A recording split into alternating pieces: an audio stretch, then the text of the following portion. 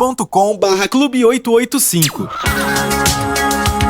Clube está apresentando o Grande Jornal Regional. Clube, e a hora certa? 8h44, temperatura marcando neste momento 11 graus e 5 décimos. Turismo e negócios. Oferecimento: Farmácia Líder, integrante da rede de farmácias associadas. Plantão 24 horas e teleentrega 3282-1100. Para a Farmácia Líder, tradição em cuidar de você. Vamos agora para a participação. Professor Carlos Froze, ele quinzenalmente ele está aqui conosco, tem vindo ao nosso programa para seguir abordando as cidades sustentáveis. Imaginemos uma cidade com casas, onde as casas têm o aproveitamento da água, da chuva, da luz solar e do vento. Calçamentos com materiais sustentáveis e permeáveis. Mobilidade urbana privilegiando passeios e veículos alternativos. Mínima poluição de resíduos. Esgoto devidamente tratado. Aproveitamento mais adequado dos nossos recursos e mananciais hídricos protegidos, com praças arborizadas, áreas verdes preservadas, onde a pobreza encontra o amparo junto às autoridades governamentais e junto à sociedade também. Estamos falando de uma cidade planejada inteligentemente e sustentavelmente. E é sobre esse assunto que nós vamos conversar com o professor Carlos Froze, que aborda hoje a economia no seu aspecto mais abrangente, professor. Tudo bem? Bom dia, professor. Bom dia, Braulio. Bom dia, ouvintes da Rádio Clube. Satisfação novamente estar aqui. Obrigado. E falar sobre esse assunto. Pela geleia.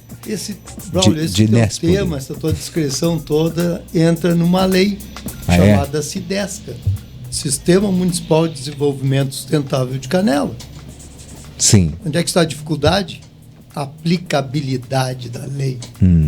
Não atingimos ainda a classe política no entendimento, assim como hoje eu trago a palavra economia, já criada por Aristóteles, portanto, antes de Cristo, e que até hoje este ser humano que está vivendo nesse planeta não a entendeu. A palavra economia, brother, vem de oikos, que é uma palavra grega, que significa casa. Para os gregos, mais abrangente, é o ambiente, ou meio ambiente, como nós falamos hoje. E nomia, nomos, significa lei. Então, economia é a lei da casa. Aí vem a pergunta: quem realmente atua no sentido de, digamos assim, de obedecer à legislação da casa? Então, nós temos a ecologia, que estuda a casa, mas a economia é a lei da casa. E a lei da casa independe do ser humano. Então eu vou fazer tentar fazer uma viagem. É a lei que vai reger, digamos assim, o uso dos recursos da casa. Exatamente. E não é lei humana, não é antrópica, é uma lei natural. Sim. Talvez divina, como se fala, leis da natureza. Vamos pegar um exemplo, para ficar bem claro. Se eu viajar para o Sol, que é o nosso astro maior, que é o Deus de muitos povos, chamados povos primitivos, era o Deus Sol, não é isso?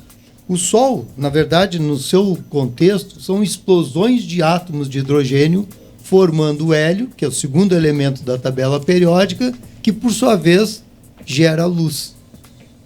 E aí existe na Bíblia, a luz se fez, não é isso? Faça-se a luz, e a luz se fez. Portanto, essa luz do Sol nós chamamos de vento solar. Eu chego lá, viu, Bruno? Não te preocupa. É um vento solar. Sendo que desse vento solar produzido pelo Sol, que é essa energia, ela viaja para o cosmos. Mas 1,94 calorias por centímetro quadrado por minuto chega até o planeta Terra. Olha que loucura. E essa luz viaja mais ou menos 149.675.000 quilômetros. Olha aqui, a 300 mil quilômetros por segundo. Essa luz que chega à Terra, vamos pegar agora um exemplo. Ela chega no Equador com mais intensidade, certo? Certo. Então, no Equador, ela pegando, por exemplo, o aquecimento das águas, no entorno do Equador, surge o quê? A evaporação das águas e o vento também aquecido. E surgem os ventos alísios que mergulham na floresta amazônica. Então, toda essa umidade do mar, né, que então, vindo pela energia solar, pelo aquecimento da água, pela evaporação da água, ela forma ventos alísios que mergulham floresta amazônica dentro, na região equatorial. Bom, com isso, essa floresta é inundada diariamente, 365 dias praticamente do ano, com chuvas que alimentam o lençol freático, os aquíferos. E a evapotranspiração da floresta forma o que se chama hoje, na ciência, de rios aéreos. Olha. E esses rios aéreos são grandes nuvens, grandes massas gasosas, que com esses ventos são jogados lá para o Peru, para a Bolívia, para a Cordilheira dos Andes. Quando ela bate na cordilheira, nota que ela não passa para o outro lado da cordilheira. Tanto é que nós temos o deserto do Atacama. Ela bate na floresta e volta para onde? Para a região sul e sudeste. Então essas águas, essa paisagem que o Vani falou para nós há pouco, da beleza do Rio Grande do Sul, de Santa Catarina, Paraná, São Paulo também em parte, é alimentado por quem? Por essas águas que vêm lá do Amazonas e que, por sua vez, então, é despejada na nossa região e dando essa abundância que nós temos de água pouca seca, entre aspas. Bom, aí vem a questão. Eu estou desobedecendo essa lei da casa. A lei da casa me diz, eu tenho que ter floresta amazônica.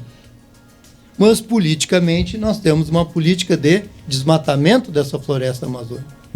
Se eu desmato a floresta, eu tiro a árvore, logo o solo está pelado. Está nu. Pobre. Se está pobre, está nu, logo eu não tenho evapotranspiração. Se eu não tenho evaporação de uma água que já não existe, e se eu não tenho mais a transpiração dessa floresta que já não mais existe, logo essa água que era volumosa, que batia na Cordilheira dos Andes e que migrava depois para o Rio Grande do Sul, Santa Catarina, Paraná, São Paulo, também vai diminuir. Consequentemente, nós temos o quê, Braulio? Secas. Puxa, mas aqui é o celeiro da produção agrícola e do agronegócio. Como fazemos com o agronegócio que não vai ter água? Sim. Aí vem a insustentabilidade. Então, como ter sustentabilidade numa cidade onde nós desrespeitamos a todo momento todas as leis da natureza? Então, a ecologia, através, olhem bem, eu estou falando de astronomia, estou falando de astrofísica, estou falando de climatologia, estou falando de várias ciências que estudam os fenômenos da como natureza. guarda-chuva, a ecologia, que estuda a casa. Mas a lei da casa, ela existe e independe desse ser humano. Claro. Então, como consequência disso, nós vamos ter, doravante, nós vamos ter ciclos migratórios de regiões que não se produz mais nada e não tem como viver. Nós temos o aumento da pobreza, que é uma consequência natural, e aí não entra no nosso pacote de sustentabilidade. Por quê? Porque não tem como, o alimento vai ficar cada vez mais caro, né? E isso não atinge todo o segmento da população. Então nós temos que ver conceitos de sustentabilidade. Não é simplesmente o valor numérico, como os economistas colocam. Isso aqui é apenas números. Nós estamos falando de economia no sentido mais amplo da palavra, no sentido lá criado pelos gregos. De sustentabilidade. De sustentabilidade propriamente dita. Então, muitas vezes se fala em ações, né, simples de comportamento humano, mas que é totalmente contrário a essas leis da natureza. E ela pune. Sim. Não por querer punir, porque nós alteramos comportamentos. Né, e esse alterar comportamentos significa pagar por um preço por esse comportamento que nós estamos atingindo. Então nós vamos ter muito mais idosos, né? Como disse o colega, de carentes, porque a pobreza vai aumentar e nunca vai ter dinheiro suficiente para bancar os custos da nossa sustentabilidade planetária nos dias de hoje. Na verdade, os custos da nossa insustentabilidade. Exato. Então, Braulio, eu estou falando de uma lei. Uma lei da natureza. E essa lei da natureza tem que ser seguida. Não existe questão política de desenvolvimento para violar essa lei. Então nós temos que ter a resignação, nós temos que ter a humildade de saber que não somos soberanos plenos nesse planeta e que nós temos que ter, primeiro, sair desse nosso ego, de ensaboar esse nosso ego, sair dele e ter a humildade de dizer, não, existem leis poderosas, muito maiores do que as leis criadas pelo homem.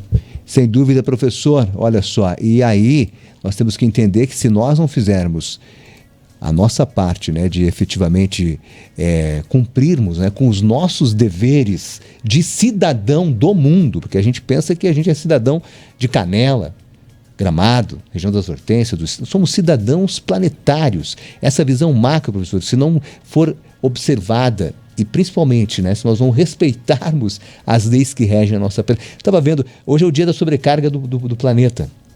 Nós já ocupamos, já consumimos em 7 meses e 12 dias todos os recursos que deveríamos consumir durante todo o ano. Exatamente. Aí está. Professor, obrigado pela tua participação mais uma vez, professor Carlos Froze. Desejar um bom final de semana. Contamos contigo aí daqui 15 dias, né? Na outra semana. Exato. Muito obrigado, Paulo. Um abraço, professor Carlos Froze, que segue abordando as cidades sustentáveis. Você fica agora com o Davenas entrevistando o Thiago Melo sobre o Festival de Inverno da Granja da Telha. Voltamos daqui a pouco. Grande Jornal Regional Entrevista. Ok, muito bom dia. Nós vamos agora manter o nosso contato aí com o Thiago Melo, né? O Thiago Melo aí, que é o organizador aí do Festival de Inverno da Vinícola Granja da Telha, que vai acontecer aí neste próximo sábado, dia 13 de agosto. Ele vai contar para nós, então, a programação, enfim, vai falar para nós aí sobre este evento. Thiago, bom dia.